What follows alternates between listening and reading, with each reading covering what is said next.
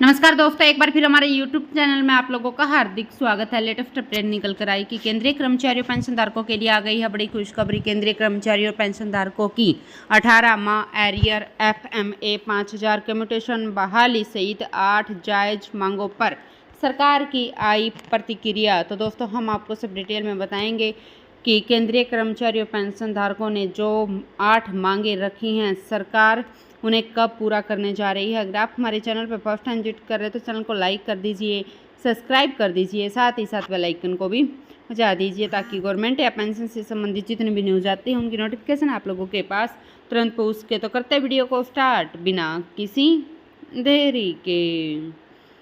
दोस्तों, सरकारी कर्मचारी पेंशन धारकों ने 18 महीने के DA एरियर का बकाया का भुगतान तुरंत करने की मांग की है, जो सरकार द्वारा अवैध रूप से रोका गया था। इस पर सरकार बार बार कह चुकी है कि यह बकाया नहीं दिया जाएगा। इसका उपयोग कोरोना काल में किया गया, इसलिए इसको नहीं दिया जाएगा। कम्यूटेशन पेंशन की बहाली 10 साल और 8 महीने में पूरी हो जाती है, इसलिए 15 साल की अवधि को घटाकर 10 साल 8 महीने या 11 साल किया जाए। तो इस पर सरकार की प्रतिक्रिया कि इस मामले पर सरकार का रुख स्पष्ट नहीं है। सरकार अभी भी पुराने द्रोह पर चल रही हैं। चली आ रही परंपरा के अनुसार उनकी बहाली 15 साल पे ही होती है। इससे पेंशनधारकों को लाखों रुपए का नुकसान होता है। सेवानिवृत्ति के 5 साल बाद सरकार को 5% की दर से बेसिक पेंशन बढ़ानी चाहिए। वर्तमान में यह वृद्धि 80 वर्ष की आयु के बाद होती है, लेकिन बहुत कम पेंशनर्स इस उम्र तक पहुंच पाते हैं। सरकार की प्रतिक्रिया आई है कि संसदीय समिति की सिफारिश के बाद पेंशन भोगियों का डाटा मांगा गया है, लेकिन बाद में इसे ठंडे बस्ते में डाल दिया गया।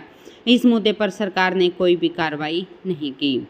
दोस्तों, वर्तमान में 1000 रुपये प्रति माह के फिक्स मेडिकल भत्ते को 5000 रुपये तक बढ़ाया जाना चाहिए। सरकार ने CGHS अस्पतालों की संख्या को राज्य की राजधानियों तक सीमित कर दिया है, जिसके बाहर रहने वाले लोगों को इस सुविधा का लाभ नहीं मिल पाता और उन्हें केवल 1000 रुपये प्रति माह की मामूली FMA से संतोष करना पड़ता है। तो इस पर सरकार की प्रतिक्रिया आई है कि इस मामले पर भी सरकार चुप है। सरकार इस मांग पर मौन धारण करके बैठी है, न अस्पतालों की संख्या में बढ़ोतरी कर रही है और न ही फिक्स मेडिकल अलाउंस को बढ़ा रही है। दोस्तों, कोरोना महामारी के समय वरिष्ठ नागरिकों के लिए 40% रेलवे रियायत को बंद कर दिया गया, जिसे बहाल किया जाना चाहिए था। सरकार ने इस पर प्रक्रिया स्पष्ट की है कि इसे बहाल नहीं किया जाएगा। वहीं पर 1 जनवरी 2004 के बाद भर्ती कर्मचारियों के लिए NPS लागू है, लेकिन NPS से रिटायर पेंशन भोगियों को मात्र 1000 रुपये 2000 रुपये पेंशन से संतोष करना पड़ता है, जिसकी कारण उनकी मांग है कि NPS को ख़त्म करके पुरानी पेंशन बहाल की जाए।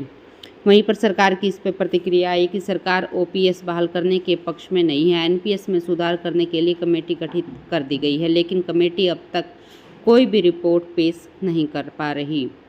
कर्मचारी संगठनों की मांग है कि 8वें वेतन आयोग की कमेटी का गठन तुरंत प्रभाव में लाया जाए। 1 जनवरी 2026 से 8वां वेतन आयोग लागू होना चाहिए, लेकिन कमेटी अब तक गठित नहीं हो पाई। इस पर सरकार ने केंद्र सरकार 8वें वेतन आयोग की कमेटी के गठन को लेकर उदासीन है। बार बार मौकों पर कह चुकी है कि 8वें वेतन आयोग को लेकर कोई भी प्रस्ताव विचाराधीन नहीं है। वहीं पर EPS 95 पेंशन भोगी अपनी पेंशन को बढ़ाने की मांग कर रहे हैं। 7500 पेंशन प्लस DA की मांग उनकी लंबी समय से चल रही मांग है। सरकार इस पर मौन धारण करके बैठी है। जब सरकार सत्ता में नहीं थी तब उनकी मांगों को पूरा करने का वादा किया था, लेकिन सत्ता में आते ही पेंशन भोगियों के इस मुद्दे को भूल गई। पेंशन भोगियों की पेंशन पर आयकर नहीं लगाना चाहिए। सरकार अभी भी इस मांग पर विचार नहीं कर रही।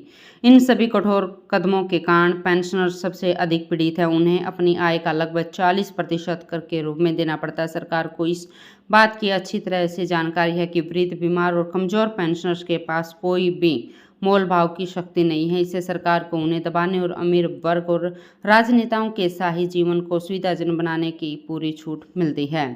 तो दोस्तों, आज के लिए इतना ही। मिलते हैं नेक्स्ट वीडियो में। तब तक के लिए जय हिंद, जय भारत।